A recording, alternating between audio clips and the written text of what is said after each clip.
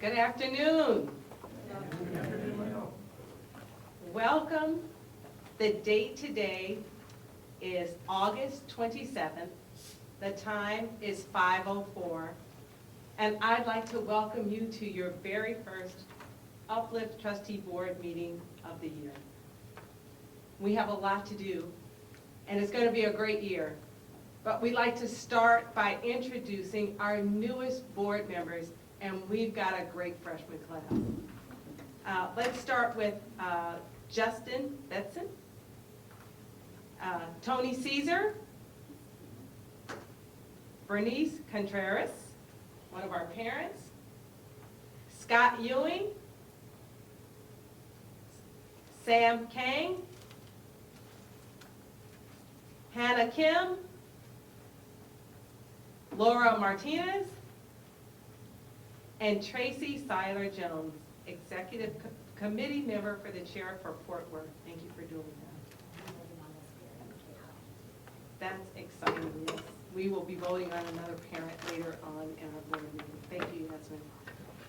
So welcome again to everybody, and thank you so very much for being dedicated and dedicating time to do the work of this board. And to get business started, we are now going to take the roll call of our executive members. If you are here, please say present. Dr. Leo, John McPherson, Here. John Beckert, Present. Simon Chen, Pilar Davies, Present. Ricky Garcia, Present. Rusty Jaggers, Cameron Johnson, Present.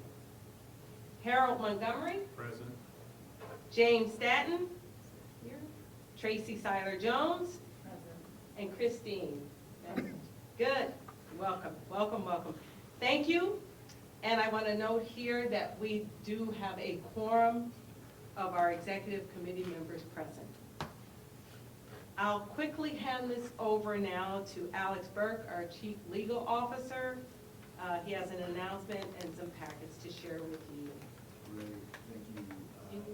Dr. No, Mello. No, I think we're okay.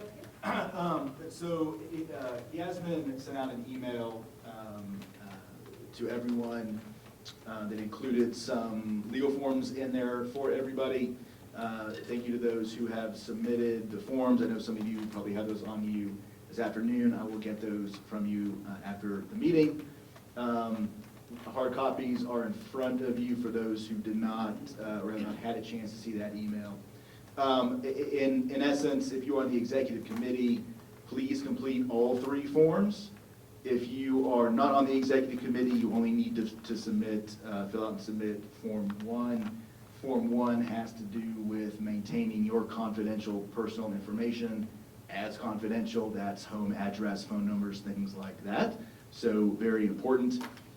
Form 2 and Form 3 for the executive committee members have to do with personal information and a required annual criminal background check that we have to run. I will be staying after the meeting, and I'm happy to answer any questions you may have on those forms, so please come see me. So I know that the next item of business is the community forum. Is Miss West present? We had Miss Key West sign up to speak. I do not see Miss West in the room or in the lobby, so I think we can move on to the next business item. Great, wonderful. So then, just as a mission moment, I wanted to share a picture on the left of our founding class of 9th graders at the Uplift Heights Healthcare Institute.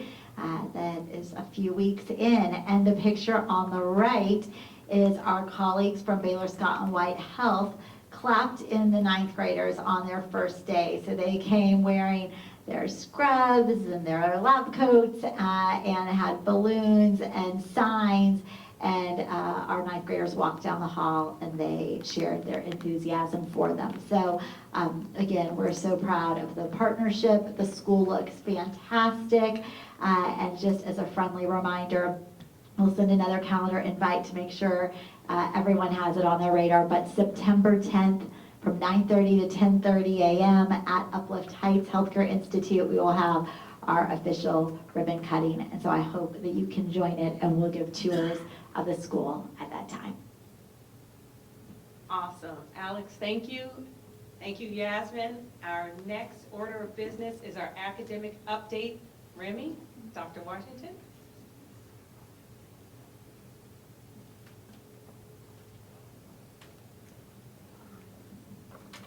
Good afternoon, everyone. I realize today's topic is the accountability ratings for TEA is what I'm going to cover in our short time together, and I realized I have not talked about accountability ratings since 2019. It was my first year as Chief Academic Officer, and so I would say that I'm going to talk about them formally, but not quite yet, and I'll explain why we've got a little bit of a roadblock in terms of school ratings for Texas. So I'll jump in. There's probably a lot of writing on that slide, but I'll go through and kind of tell you the story of how we got where we are today, and some predictions on what we believe our accountability ratings are for our network into this school year. So in 2023, the TEA refreshed their accountability system.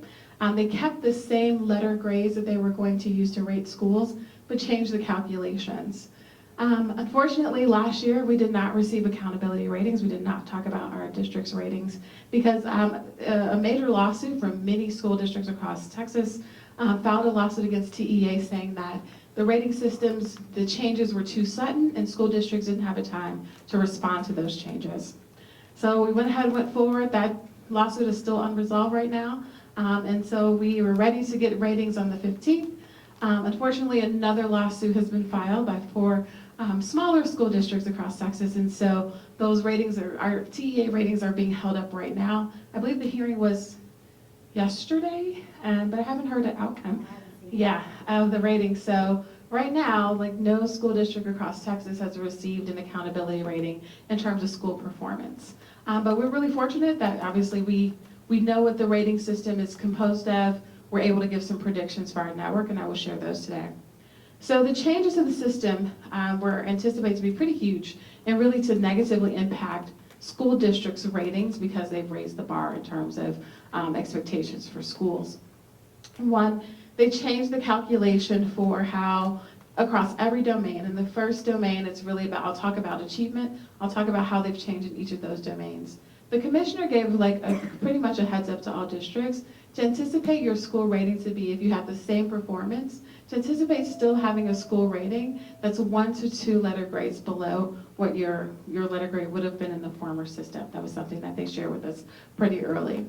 Dallas ISD and Irving ISD have released their predicted ratings and are predicting themselves to be a C letter grade, which is probably where many districts across the state will plan on being as well. It's also worth noting, with all the changes in rating system, we also had a change in state assessments. If you guys remember last year, they changed all the state assessments. So there's been a lot of change for teachers, for school districts, for leadership to navigate over the last couple of years, which makes the school rating system a little bit something we're all gonna have to work really hard to figure out how we improve our ratings going forward. So to get into details about our rating, our predicted ratings, like due to just multiple dimensions changing in the rating system overall, we've had the same academic performance when looking at last year. If you guys remember, if your brains can go back to June, our academic performance was pretty on par for the prior year. We had some growth, minimal growth, but it was on par for last year. And versus other districts across the state, we had experienced some growth where other districts saw that their scores went backwards on STAR. But despite having the same rating, just like I mentioned, the commissioner gave us a warning with the predictions, and I'll go through what that looks like. We anticipate our letter grade going from a B to a C for this upcoming school year when we finally get those ratings released. We expect to see high schools having more A and B ratings. I applaud the high school leaders and the hard work they did to quickly pivot to respond to some of the changes, and so I anticipate seeing higher ratings of A and Bs for our high schools. So that's a really positive thing because it was easy for them to kind of mobilize and get behind improving college and career military readiness. And we expect to see our primary middle school ratings seeing far more, you'll see how many in a little bit, Ds and F ratings in primary middle school, just really due to slow growth in those particular grade levels, as well as the performance in mathematics is really impacting their overall performance. What's been pretty fortunate is that we knew what our student outcome data was back in June, and we've been working pretty hard to think about how do we like place our strategic bets in the right places in order to improve outcomes. And so we've been prepared, regardless of what our rating was going to be, to figure out how we're going to accelerate outcomes. And the 3 areas, and you may recall we mentioned these in June, was the primary learning acceleration plan. I'm going to show you like what the impact of our primary schools, if we're able to accelerate learning in those grade levels, what that will do to our overall accountability. Secondly, just increasing math outcomes. Remember, that's been the slower subject to make some ground. We've got to kind of like 2x or 3x our growth in those areas in order to improve mathematics. And then lastly, improving average daily attendance. This is one of the priorities that we have this year. Our data team did an analysis to show that kids who show up to school over 95% of the time are more likely to score meets and masters. And so there's just an opportunity for us to make sure we're prioritizing these 3 things. And we went into the school year with these being our priorities. And we think these are the same things, the levers we have to pull in order to improve our overall accountability under the new system. So I'll go over just a little bit just for like high level knowledge of what changed in the actual system itself. Domain 1, there's 3 actual domains. Domain 1 really just measures achievement, student achievement. In that domain, they increase the cut score for high schools, determining what you have like a A-level, A-rated college readiness rating. The cut score before in the prior system was 60, and they raised it to 88. So that was where that lawsuit came into play. That was a pretty steep jump. Why that was also tricky is because this rating for high schools is 1 year in the arrears. So for this current accountability cycle, it's actually last year's graduates, the prior year's graduates, the 2023 graduates count for 2024 accountability. So that's where school districts are like, hold on, you're gonna raise the bar. We haven't had an opportunity to help accelerate the outcomes there. So that's the first big change. The second one is just in changing the overall how they calculate student growth. It's pretty complicated, and there's multiple ways to earn points, but there's also multiple ways to not get as many points as you would get for a student growing in the past. So there's just been some nice adjustments in that category, but it also makes it equally as challenging, if not more difficult, to gain enough points to earn an A for growth. In Domain 3, they've done something pretty savvy in terms of looking at your actual school's demographic makeup and targeting certain populations to see if you're growing targeted populations on campus. So if you have like one of your subgroups on campus, you might have a lower number of African American students. They're going to go and look and see how are your African American students performing in comparison to other student groups. So they select the targets based off of the demographics on your campus. So it's a little bit of a switch from the prior system where they looked at probably 16 different demographic groups across all categories. So as you can see, there's a lot changing just in the overall calculation, where every district, every school leader has to get really smart around how to place their strategic bets in improving student group or subject area outcomes. The last one is for the network accountability rating, for the overall network accountability. In the past, high schools are rated very heavily in the overall network accountability score. What that was doing was skewing the performance of a district. So you can see a small district that had a C-rated, 2 C-rated primary schools, 3 C-rated, or 2 C-rated middle schools, and an A-rated high school. And then the overall accountability for that district would be a B. And so for TEA, that feels weird to them that most of the schools in that district are rated C, but they get an overall letter grade B. What they've done is they switched that, it's based off of student population. So however many students are in a school, that's going to determine the percentage they impact the overall district's accountability score, as opposed to doing it division by division and kind of like taking the average of all 3 of the divisions. So that was like the big switch, and that's where I would say you would see our network's accountability score impacted the most, because our high schools traditionally have much higher ratings than our primary and middle schools. So I went over this a little bit in the beginning of my executive summary, just giving the story around all the delays in the release. And so we're still waiting on those ratings And so you guys might know before me because it might come out in the newspaper or the press once those ratings are released. But as soon as we get that information, we'll be sure to share it with everyone. So I want to give you a little bit of a data cut just to kind of give you like, how are we doing? What does this mean for us in terms of how I think about accountability? So what I did was look at the 2022. So you'll see that our academic performance is pretty much the same from 2022 to 2024 when looking at overall STAR approaches meets master's rate. That's how the exam is scored. But if we use the old accountability system that was in 2022, this is the year of testing right after COVID, okay? You'll see that we would have been a B, we'd have been rated a B. In the new accountability system using the new math with the same performance pretty much, you'll see that the rating is a C. So I want you to at least see that like, okay, achievement is pretty similar, but the letter grade is different. But let's kind of go underneath to see like what possibly could be underneath that. I pulled out our primary schools, and I mentioned primary and middle will have way more impact on the overall network accountability. I pulled out the math performance for primary schools, and I did it with, I tried to give you two looks here. I took out the top 9 performing primary schools and compared that to the lowest 10 primary schools.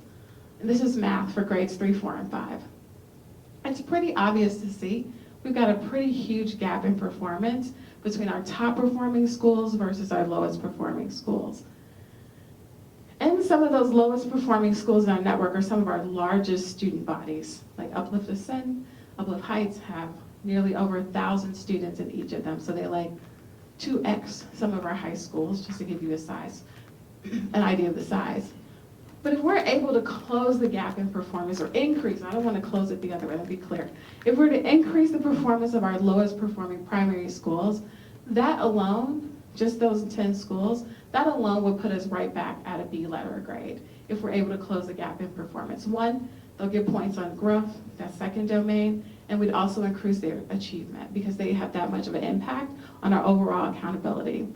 So when we launched, when I shared the Primary Leader Acceleration Plan in June, targeting our lowest primary schools, I know Priscilla Parms, our Deputy Chief of Primary Learning Acceleration, that is her whole job, to support a small team to work with those schools. It was really intentional, one, to just increase performance overall, but two, that will have the benefit and impact our overall accountability as a network.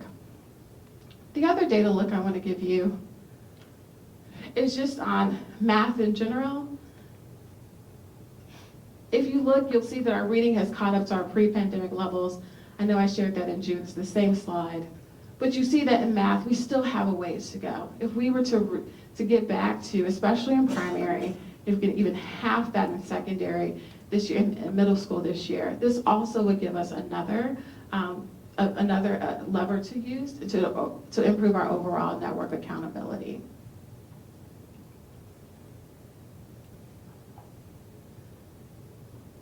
So I've got 2 more slides here that I want to share with you guys. I'm going to try to walk you through the math. So if this table makes you nauseous, just listen to everything I said before and just trust me. If you really want to understand accountability, it's kind of the difference in the system. Let's kind of walk through this together. So remember the first one is overall student achievement, domain 1. If I took 2022 scores, that's the second column, the column that says old system 2022 score. Our overall achievement score would have been an 86. If I take the same data from 2022 in the new system, it would have been a 72. If you just go over one more column for our predicted score, remember, those bars are pretty much the same on achievement that I shared earlier. The number 71, right? So that tracks that we have the same student achievement performance. Domain 2 has 2 different things that they consider. The first is the student growth altogether. In 2022, the score would have been 86 with the 2022 data, and the new system would have been a 79. For us in 2024, that would have been a 72. We just have had a smaller amount of growth in 24 than in 22. If you think back to 2022, that was the first testing year after COVID. The 21 scores were rough, okay? That was rough for everybody. We had over 12 percentage points worth of growth and meets and masters, which is huge. If we had that every year, that would be amazing. You usually expect it. A good year is 5%, right? We had 12 percentage points growth. Last year, we had about 2% growth. So you see that that's impacting, right, the score for growth for overall academic growth. 2B is another measure that they take where they compare your performance to your peers' performance. And so and they compare the overall achievement performance. So back in 2022, it was a 92 based off of our academic achievement performance. If we did the new system, it would have been a 74. This year would have been a 76. So that lower 71 compared to other school districts gets us a 76. That lets me know that other people didn't have such a good year either in the new system as well.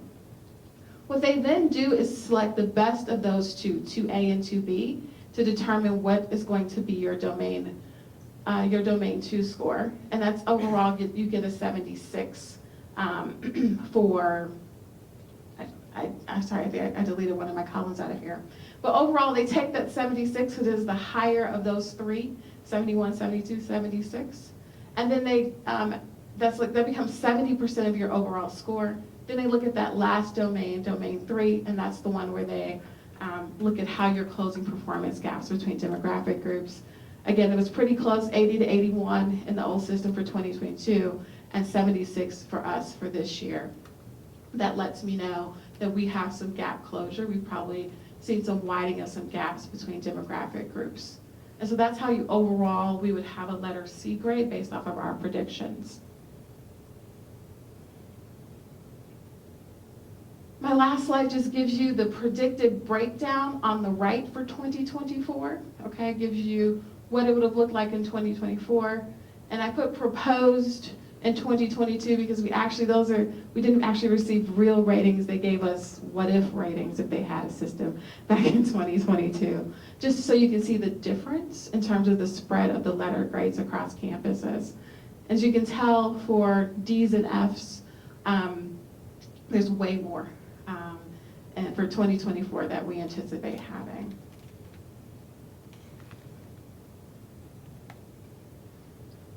Lastly, our strategy remains the same. I think we were pretty well prepared for like what we see in the data here, or we see in the accountability. We anticipate it, and I think our strategy is the right strategy to continue to implement the primary learning acceleration plan to target those lowest 10 primary schools.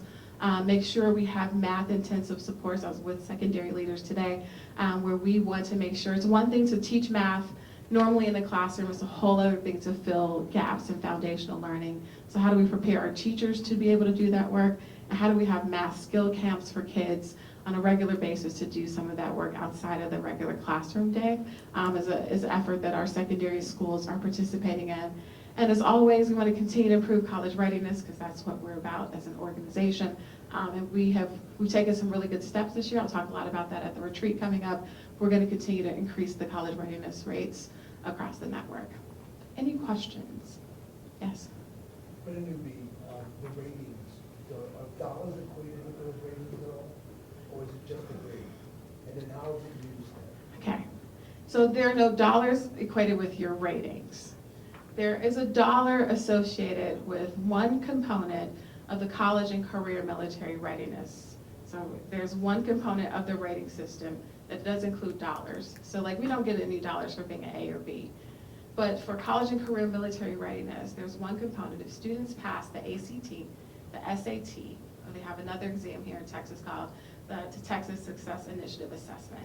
If they pass that score with a college readiness score and enroll in college, then we get a dollar amount per kid who is college ready.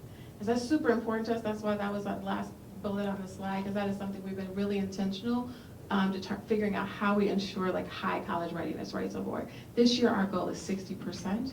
That 60% of our kids graduate college ready. Yes, John?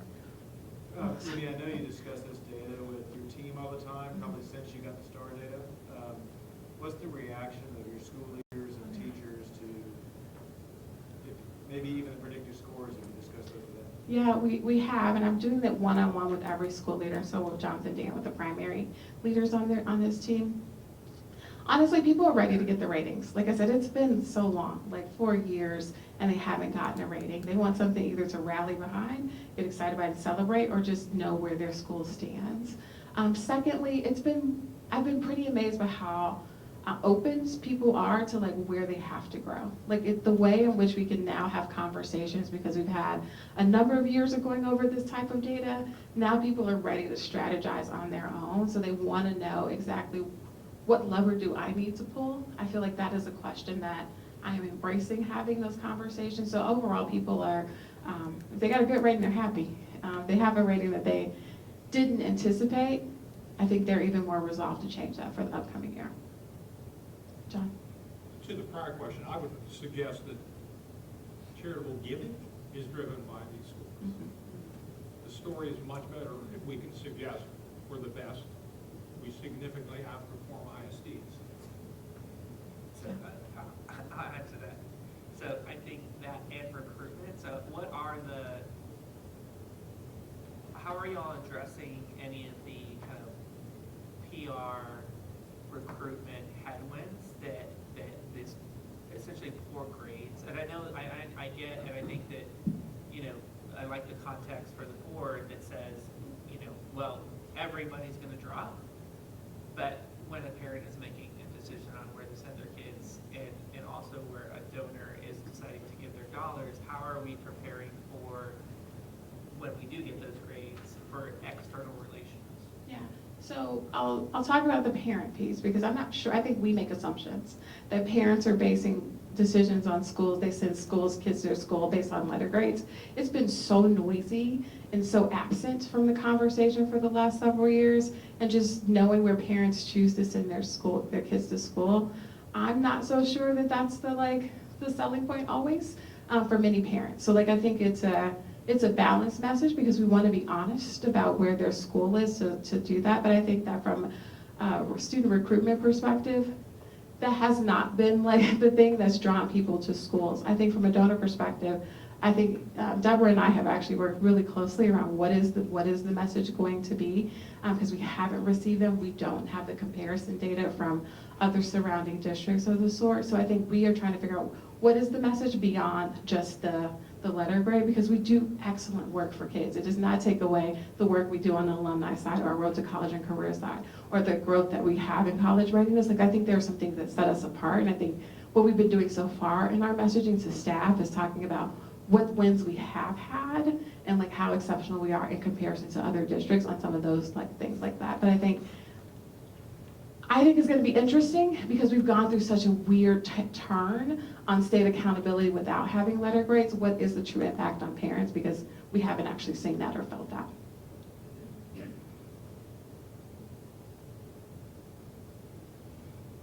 Yes. I do know some people or organizations, when they hear, yes, you probably know who, yeah, that they'll see, yeah, sorry, you were over there. That this will be problematic when they see a kid falling, from a B to a C, or, are you going to proactively explain this to those organizations? Yes, they're definitely donors that, yes, care deeply about this, who we will proactively reach out to once we have the official grades. The reason why we haven't done that in advance is because donors in specific markets like to know the official letter grade for each school in those markets.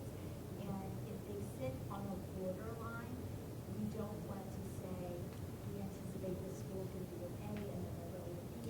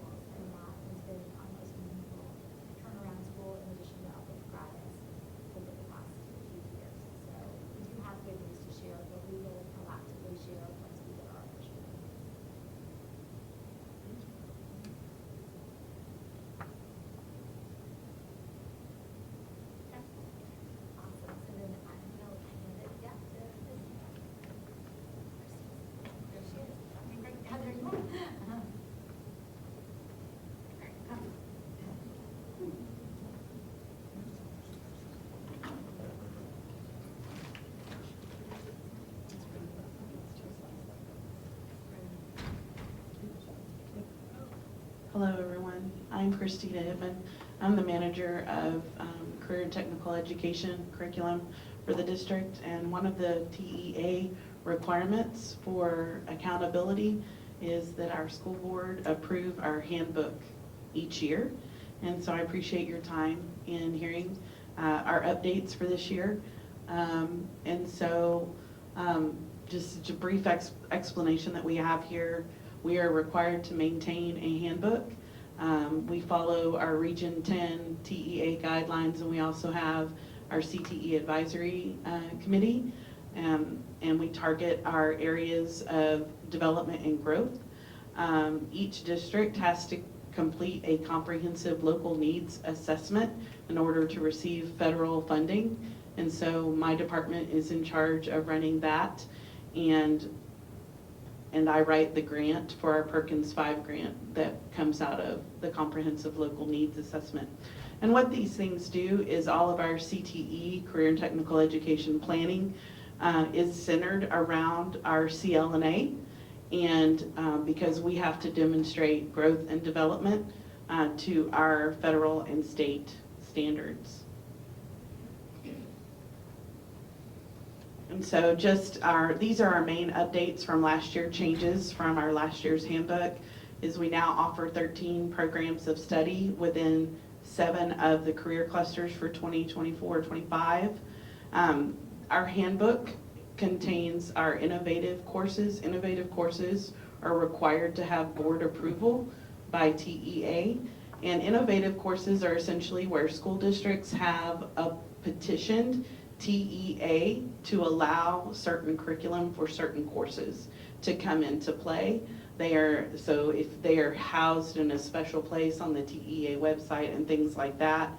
And so our innovative courses that we have right now are employability skills, which is a career and technical education, access and equity for our special populations, our special ed scholars that we have offered at pretty much all of our schools, introduction to engineering design, human body systems, and many of our healthcare, our future healthcare courses will also fall into this innovative category. The other changes is as part of our college career military readiness standard, CTE is a part of that. And we are required, and we have a rollout of things that Texas requires us to do as a district. And our career and technical student organizations are part of our accountability for this year. And so our handbook provides very specific guidance and support for campuses, along with my team helping them track and be able to maintain all of the things that we need for compliance should we have an audit by the state of Texas. So currently our programs of study cover these 3 particular student orgs, DECA, HOSA, and our Texas Technology Students Association. The next bullet point is our industry-based certifications. Again, in that rollout process in spring 2025, we're required by TEA to offer industry-based certifications tied to our programs of study. At Uplift, we don't require our scholars to take these tests. It's actually against Texas law to require scholars to take them. And so this is an opt-in program where scholars will have all preparation materials provided to them and testing paid for by our dollars that we earn through this process. And so for our programs of study, we will have all of our professional IBCs associated with the Adobe Suite, Photoshop, Illustrator, Premiere Pro, and we're hoping to move some programs into InDesign, our web development and Python for our computer science and entrepreneurship and small business for those campuses that have those. And then our last shift for our education handbook is our AI policy at a high level. As part of the IB community, our AI policy currently aligns with International Baccalaureate. Dr. Washington is in the process of establishing a thinking group around like how that will be developed out as we move forward so that our scholars are able to use that valuable tool in an ethical way. So that concludes my updates for the handbook. All the rest of them are the same as last year's. Questions? Question. Just apart from the actual the handbook changes, just out of curiosity, are we kind of on a path to, when you talk about the number of campuses, to having each of those programs reach more or all of our campuses over time? I mean, is there kind of a trend line?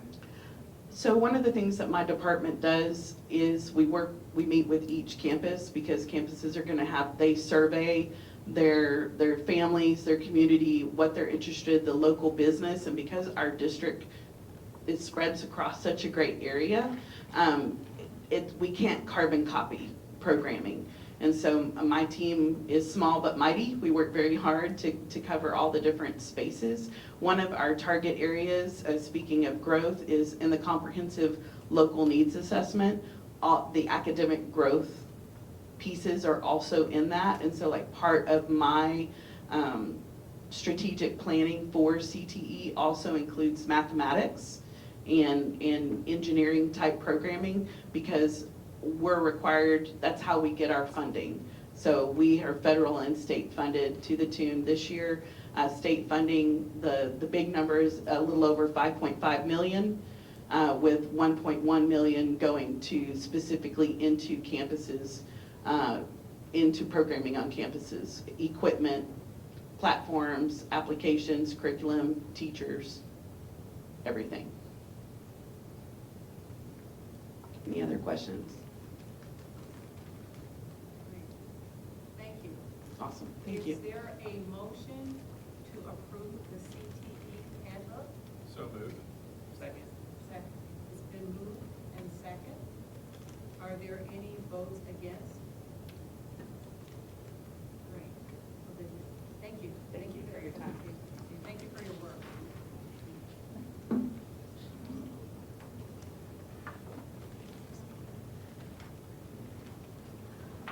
Next, we'll be hearing from Vanessa. She is the Director of Talent and Acquisition for our staffing.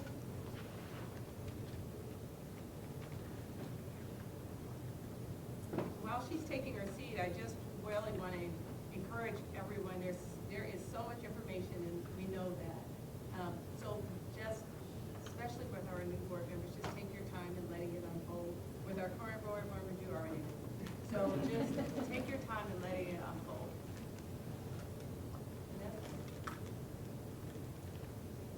Okay, thank you for that. So I am Vanessa Bowles. I'm the Senior Director of Talent Acquisition here. So I'm excited to share the hiring update for the first day of school. We have made a significant decrease in our instructional vacancy rate. So we had a 6.3% decrease in our instructional vacancy rate, and we're currently sitting at a 2.8% vacancy rate with 29 teacher of record positions to fill.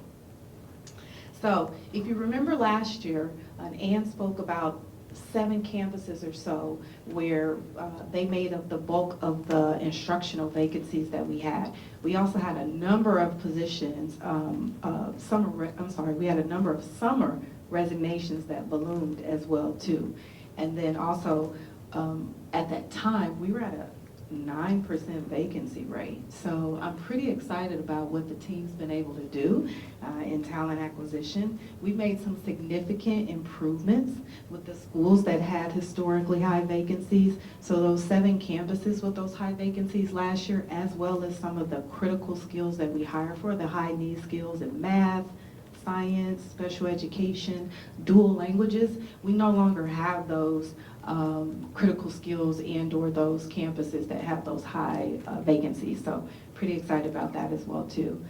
That also bled into some of our CMO positions. So our special populations departments, those positions are fully staffed. Our nursing positions, our health office aide positions, those positions as well are almost staffed. We're probably about 90% there, and our counseling positions are fully staffed as well. So a lot of the efforts that we did over the school year leading up to this point, we made some significant improvements.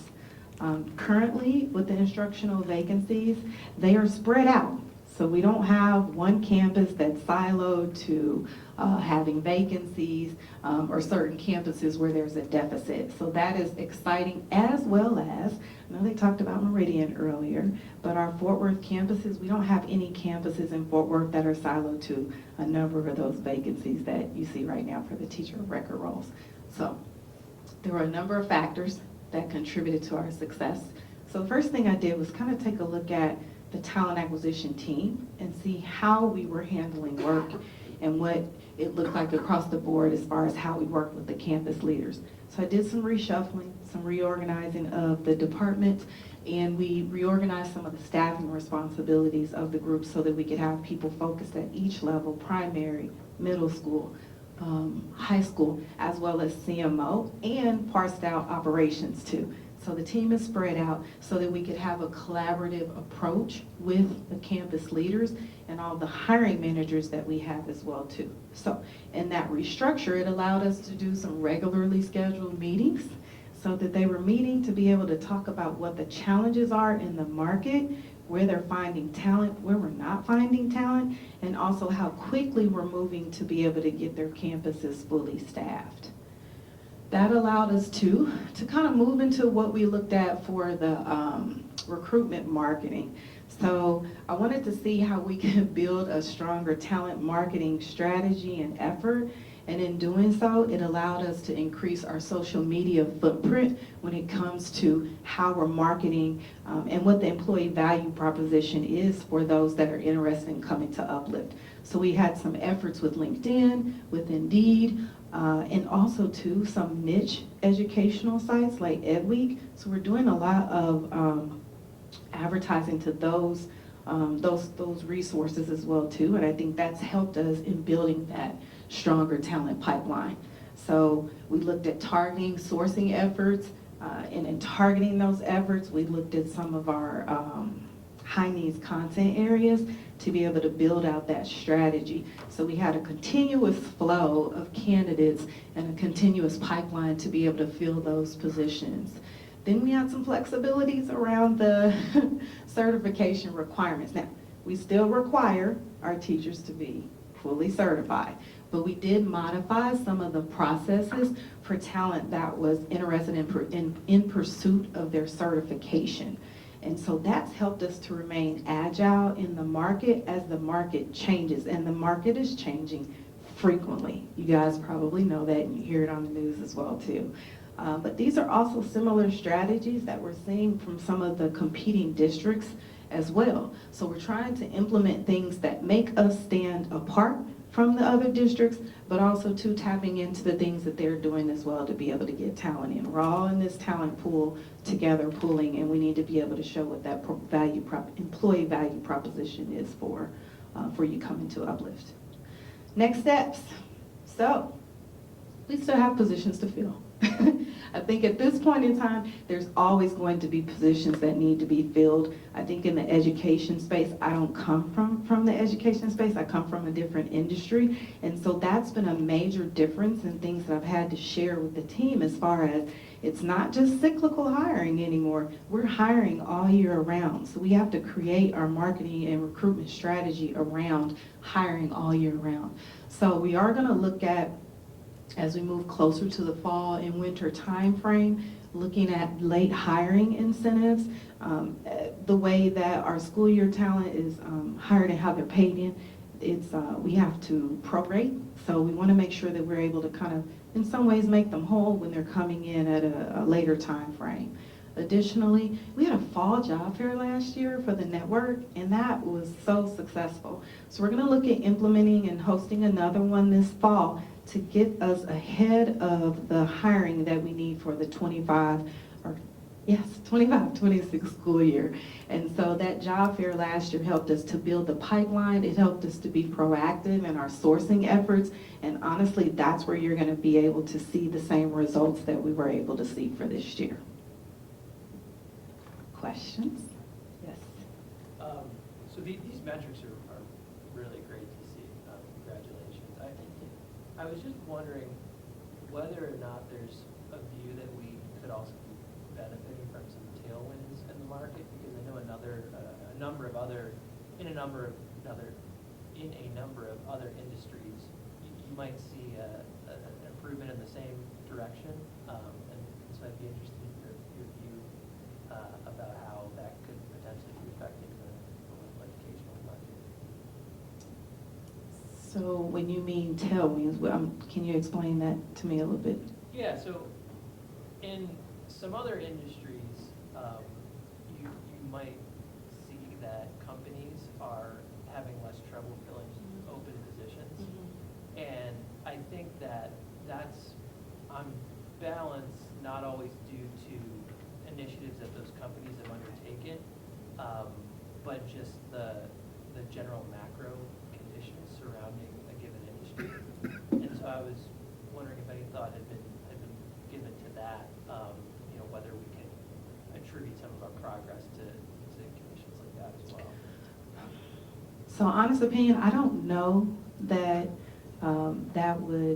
that's making a difference for those other organizations, different from education. If you look at the number of individuals that are going into even college education, to go into the education field, those numbers are declining the same way that the birth rates are declining, right? And us getting scholars into the schools. So those numbers are declining. I think where we're seeing a little bit of a lift is those that want to return back to education. We're seeing a lift in non-traditional teachers, so those that are coming from a career that want to move into a teaching position. Maybe they've been an engineer and they're not interested in it anymore. It's a tough role, right?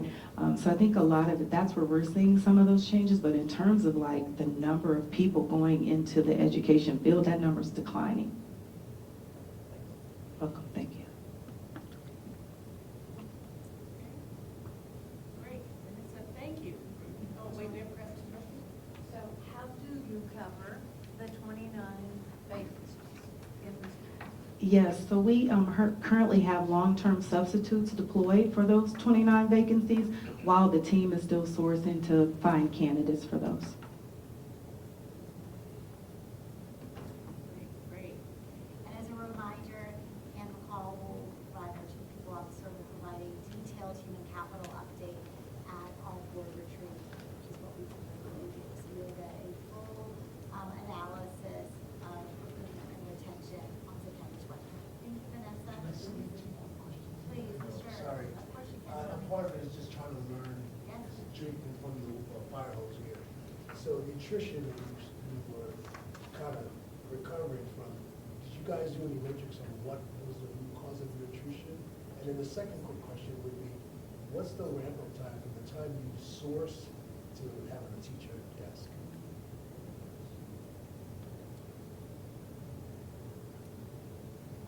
Yasmin, I'm not sure if you want to touch on the attrition or retention piece of it Yep, before I'm I, happy to. okay. So, one of the things, Tony, we see is that the attrition varies actually widely by geographic market, by school, typical things, even vary by role. And so, one of the most common reasons that we see, or the two top reasons that we see if we want to cut across the board, is I found an opening at a school closer to my home, so my commute is now reduced. And the second is working conditions. And by working conditions, that oftentimes means I don't like my supervisor. I don't hear from my principal or my assistant principal. And so those would be the top two reasons that we see. Our special education staff is a slightly different beast that we are looking to better understand, because there is such a need for special education teachers in the community that there are additional financial incentives being offered by districts all the time to close their gaps, because that's not really a position that's well suited for a long-term substitute when there's a vacancy. And so that is when the third piece of compensation comes into play. It is also obviously working conditions matter, commute less so, but really working conditions. What's my caseload of kids that I have versus if I go to another school, and the mix of the disabilities those children have, and the compensation given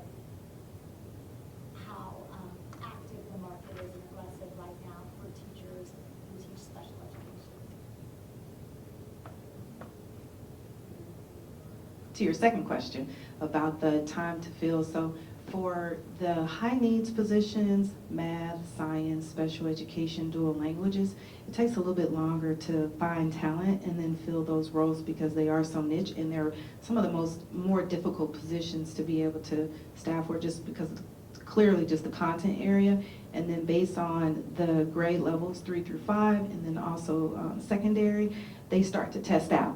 So teachers are a little bit more wary about kind of going into those roles, but for the high needs positions, it's usually about anywhere from a 45-day to 60-day, depending also too on the location, which is important. It's a little bit tougher sometimes to fulfill positions in the Fort Worth area. And then for our other teaching roles, that's usually about a 30-day, maybe 45-day time to fill. You're welcome. Thank you. Questions, Tom? Great, I think thank you so much for your work and your efforts and the outcome. We're going to move down to Leslie Berlin, our CFO, and Amanda Martin. Good evening, everybody. I'm just going to do a quick update for us. We have some lovely formalities in the world of Texas education where we get to continually update our budget to match our actuals.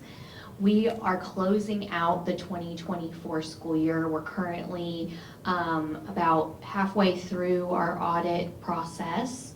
And in doing that, we basically have to true up our 2024 budget to match our 2024 school year actuals. So we do need to go through and just do a vote today to amend our 2024 budget. We will again likely do this in September in our retreat as well.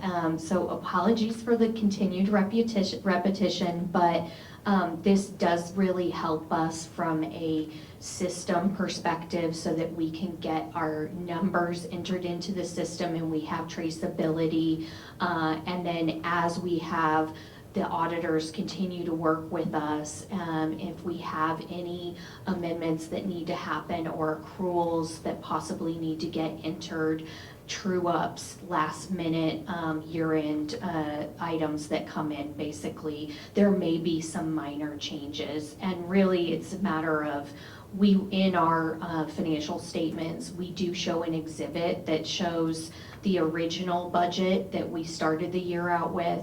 We show then the amended budget that we land to and the actuals. And we, part of the TEA first rating is that we are within 10% of the final budget is within 10% of the actuals. So really this is an exercise of just making sure we're doing our due diligence and everybody's brought along on the way. So as far as we did actually review the 2024 school year forecast, I believe the last view of it was in May with you guys. So there were some slight changes and really they were in the positive for us. We saw about $6 million increase in our overall revenue, and there were a few different drivers for that. One being private and local revenue was increased due to our revenue recognition terms. We do not recognize private donation grants unless all of the credentials are being met. We have confirmed with Weaver, our audit partner, that we can go ahead and recognize the $2.5 million that it was affiliated with the Hammond grant that we got, and there were some stipulations there. So that's us just being conservative.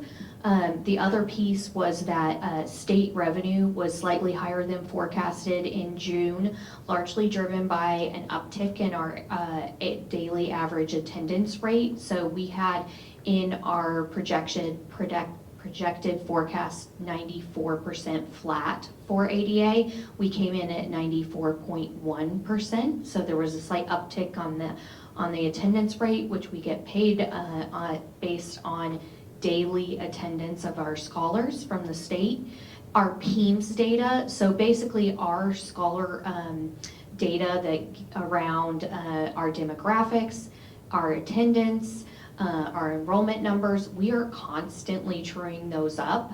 Sometimes we actually get payments that are related to years past. So we had some upside that came in on that front as well. We also had some favorability on our summer school where we actually landed versus where we forecasted. And then there was a slight change and uptick in this calculation, the state calculation, due to the tax piece in the calculation. That was some upside there. So really, overall, the shifts in the budget, the new revision, and if you can go ahead and just flip to the next slide, whoever has, oh, thank you. My trusty sidekick here. So I apologize, I know this is a lot of information on a slide. I'm happy to send it to you if you want to look at it in depth, but the key things to know, the far right column is our 2024 original approved budget. The next column over is our forecast that we showed you guys in May, and then the revised is the second to the left column that shows where we are today, which basically gets us to a debt service ratio of 1.44. Our debt covenant requirement is 1.1. We generally shoot for a 1.22 as our target. And years past, we've generally delivered well over a 1.3. So favorability there, good news for our bondholders, good news for all of our ratings factors and everything.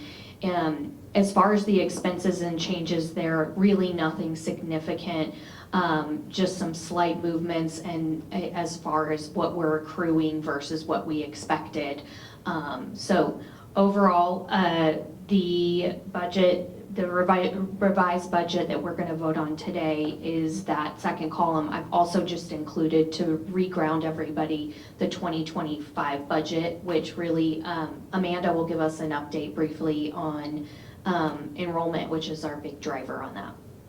So if I can just go ahead and pass it to Lael to ask for our vote. Yes, we have a vote, we need to take a vote here on the amended budget, and is there a motion? So moved. Is there a second? Second.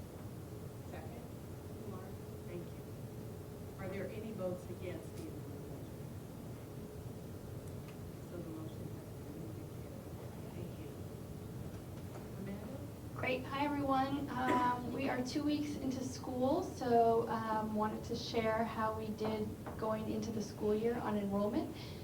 Currently, we are up 2% year over year in our total number of scholars, which puts us over, Leslie's finance budget by about 880 scholars. Before we dive into the specific numbers, wanted to share some of the Bain recommendations that came last year that we were able to implement this year, which impacted, where we ultimately ended up on enrollment. Those were around digital marketing, improved tools and customer journeys. So digital marketing, we onboarded a new agency, rebalanced our advertising spend, focused more on acquisition there. We implemented HubSpot, our new CRM, so we could support a higher conversion rate of leads to applications. And then we increased the number of touch points that we have with families along their journey to join us at Uplift. So all of those things, ultimately led to an increase in our leads this year, an increase in applications. Conversion rates were up, and we were able to enroll about 6,000 new families leading into the school year, which is up 18% year over year. We didn't necessarily see the whole impact on enrollment. Our re-enrollment was down with current families year over year. We do have a cross-functional team that's focused on that going into this school year to see how we can retain more of our families year over year.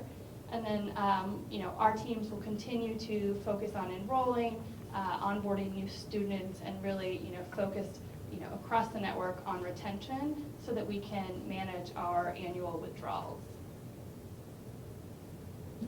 So this is the view of the numbers. So leading into the day before school, we had about 25,700 students enrolled. We saw a slightly lower drop by about 1% this year of scholars where we ended on the first day of school, we had 22,493 scholars show up. As typical, we've added back about 1,100 scholars, which puts us at a current enrollment of about 23,600. About 1,200 of those are pre-K, so if we take that number and cut it in half so that we can align to Leslie's finance target, that puts us at over budget by almost 900 scholars. So that's higher than where we were at last year, but certainly accounts for the withdrawals that we see during the school year so that we can stay above that number. And then lastly, here is just the progression year over year, so you can see how we've been trending the past 3 years. We've had an increase in the number of new families enrolled leading into the school year, and then we saw a drop in no-shows of about 1%. So we're trending here in the right direction year over year. So with that, I'll take any questions. On the first page, there was a mention of a growing enrollment gap. Would you mind? Yeah, so about a year ago, Bain did an in-depth project with us where they were taking a look at our overall enrollment gap. We had about an 8% enrollment gap headed into the school year, so that was a big focus area.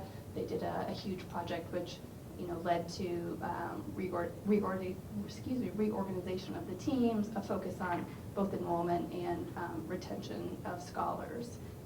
And so that's been really the kind of the map that we've been following this year as we've kind of come up upon this school year. And I can share that with you.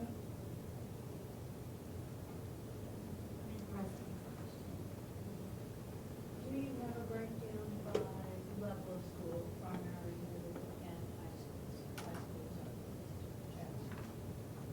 Yeah, we have a by school grade. I don't have it off the top of my head, but I can get that. I'd just be interested in less than by school, although that might matter a lot, because that is the pressure point for high school.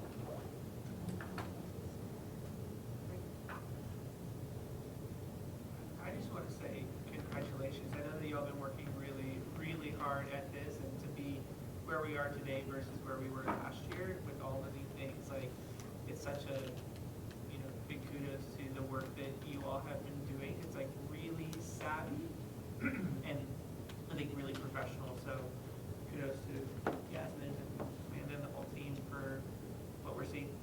Well, thank you. And it's certainly not my team, right? It's all Yeah, of everybody. Remy's teams and Yasmin and all of the Bain work. It's a collective effort that's gotten us here. Yeah, thank you to Bain for the work. Yes. It's really been helpful. I have a question. Is it too early to know how much effect those, stipend, like at the end of the year, the $500 they get on the grades of attendance, what effect that's had on attendance? Yeah. Kind of hard to know. It's kind of hard to know right now, right? So Pilar was talking about Learn and Earn, which is our internal scholarship program that we rolled out last year. Our seniors were the first ones to actually get checks. And so across our network, the 5th through 11th graders cumulatively earned over $1 million in scholarship credits. I still think it's not fully tangible to families yet. And it's going to be one of those things where it just needs constant messaging and reinforcement, and maybe a couple more years before it truly feels real. I was hoping we would see more of a lift in retention of our current families, because this summer we actually sent a individualized Learn and Earn letter to every child in the network to just share, here's the credits your child earned. In addition to promoting on social media that the letters were going out. And we still saw that retention was down with current families. So I just think it's like attendance. It's a stubborn issue. And we're going to keep at it, using all of our levers until we get it figured out. Thank you. Yeah. I guess it's a little bit for Leslie. I know that vacancy was a big area of savings last year. And with the decrease in vacancy, are we going to have to recruit more students throughout the year to offset the additional cost? Because effectively our successes on the staffing side is effectively going to So increase expenses. It's a great question. It's something that we track really, really closely. My team is constantly watching that month to month on what our vacancy rate is. I will just highlight that even in last year's plan, what we put in for our vacancy rate was very conservative. No different this year. So we've included an 8% vacancy rate going into the year. And our vacancy rate was almost double that this last year. So while I expect it to be better this year for sure, we still are inevitably going to have some level of vacancy that we have to plan for. But we are also constantly truing up our forecast and watching that very closely to make sure that we don't have risk there. Kim, just so you know, we are continuously enrolling until we have a buffer of $1,500 above budget. Because we know what it looks like over the course of the year. Like we've seen it for multiple years now of what it looks like. And so even though we're almost $900 above budget, we are at the schools who have capacity, we are continuously enrolling. And we're also constantly balancing a lot of the other measures, I would just emphasize as well, in the approach that we take in our forecast and budgeting. When I look year to year at what my enrollment number is, I have like such a small increase year to year, it's less than 1%. So the fact that, Amanda and her team are doing what they're doing year to year, they're already showing that we're above that. So I feel I have some cushion there, as well as our ADA, our attendance rate. Those two are really, to me, like the big levers that I have to watch super closely. The other thing is the vacancy rate that I track versus what Ann and her team likely are going to speak to is going to be specific. Theirs is specific to teachers. I'm looking at the entire organization, inclusive of our central office as well.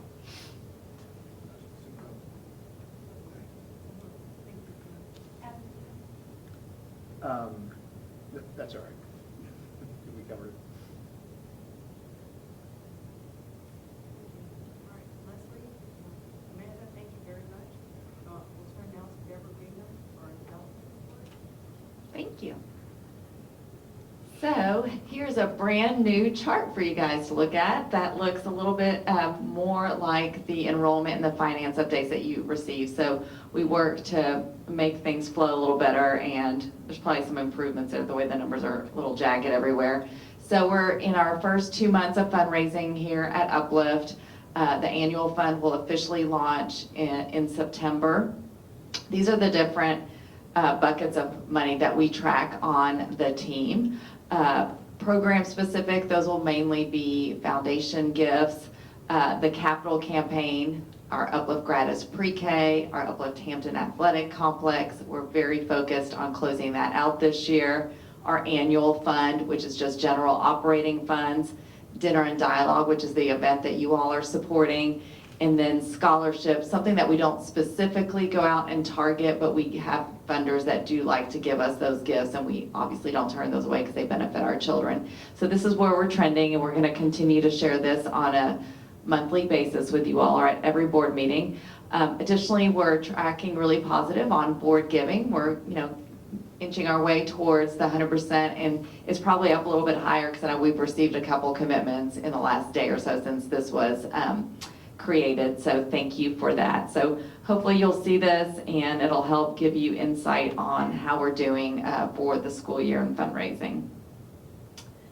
Next, I want to remind everyone, as if you haven't heard about it enough, Dinner and yes ma'am. Going back one slide, board giving to anything, annual fund. Annual fund, Dinner and Dialogue count to that. Capital campaign is a above and beyond gift. So that's annual fund and dinner and dialogue. Correct. Thank you. Dinner and Dialogue is November 15th. Jonathan Haidt is our speaker. It's going to be an amazing event. It will be at the Sheraton downtown. We're working to sell tables. To date, we have sold 34 tables. We have 19 more to sell. We've raised, I think, a little bit more than $294,000, and we know that we will have a match in the room that night from an anonymous donor, so we're really excited about that. Individual tickets will go on sale at the end of this month. There'll be an email that will go out. And there's a way for you all to engage. If you haven't bought a table yet or want to buy a ticket, please let me or Jessica know. If you can think of 1 to 2 companies or friends that you think would be interested in attending, please let us know. We'd be happy to send them an email and send them information about the event. And start thinking about a list of who you want to invite to this event. Jonathan's going to be great. Dr. Gasco, who is here, yes, is going to moderate. And I know he's very excited about the opportunity to engage in a great dialogue with Jonathan. So it'll be a great night. It'll be a nice, tight event. People won't be there until midnight. It'll be wonderful. Thank you. And as we're getting ready for Rusty to give our governance update, we do have copies of The Anxious Generation. So if in the last few board meetings you didn't get your copy, we have them here in the back. So just come see us in the back and we'll get you a book at the end of the meeting.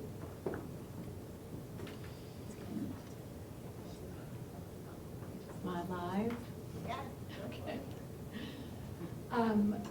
We voted in June on this wonderful class of new trustees who had their orientation last Friday, and it was a dynamic room, I have to say. Lots of questions, lots of work to understand, and I'm sure we'll have further conversations with their buddies and these new board members. We did not have a second parent trustee in that vote back in June. We were still finalizing that person. This person is from the Wisdom feeder pattern. And we actually went ahead and had the woman I'm going to recommend to you to vote on tonight in the room doing the orientation, because we fundamentally, with our parent trustees, take the wisdom of the school leaders. They know their parent bodies. They know who in their community is the right person to put up for this. So the person is Melanie Berry. I loved her personal story, which is that they joined Wisdom when the twins that they have were kindergartners in the very first year of Wisdom. And those twins are going into 6th grade now. And it was actually the presence of the Wisdom School in that neighborhood that made them comfortable at going ahead and making a move into that community, knowing they had a good school to choose from. She is the head of their, I gather they call it VIP, the normal Parents Association equivalent, and she's working on her second master's to become a licensed professional counselor, works from home, is over and above willing to be here and participate. So I would like to nominate or suggest that we vote to accept Melanie Berry as our second parent trustee for the school years. It's a 2-year term for our parent trustees. And so it will be for 24, 25, and 25, 26. So, Perfect. Do we have a motion to approve Miss Melanie Berry as our second Uplift Parent Board member for this school year? So moved. Thank you, Harold. Thank you, Ricky. Okay, excellent. Thank you to the Governance Committee for all the great work of bringing in such a great class. With that, I'm going to hand it to Alex, who is going to handle our final item, which is just approving our board minutes. Alex? Great, thanks, Yasmin. She summed it up really well. We have one admin action item tonight, is to approve board minutes from the June 18th, 2024 board meeting. As a quasi-public agency, we are subject to the Texas Open Meetings Act, As such, the board has to approve all of our board minutes. We post those to our website. Any questions on the minutes that were included in the pre-read? Seeing none and hearing none, is there a motion to approve the board minutes from the June 18th, 2024 board meeting? So moved. Rusty and John? Okay, and with that, thank you for joining us this evening. The time is officially 6:20 p.m. and our first meeting of the school year is adjourned. We will see you all on September 20th for our board retreat and September 10th for the ribbon cutting of the Uplift Heights Healthcare Institute. Come back here to the back of the room if you need a copy of Jonathan Haidt's book. Thanks, everyone.